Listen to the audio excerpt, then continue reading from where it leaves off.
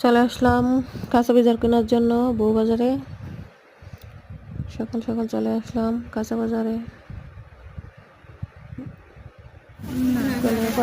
জলপাই, লাউ, টমেটো, সিম, কাঁচামরিচ নিয়ে নিলাম। জলপাই, সিম।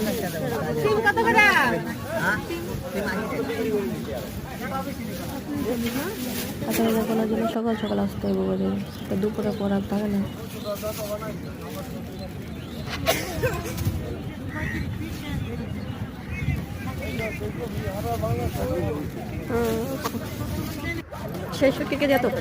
দেখি সামনে যে কি কিনা যায়।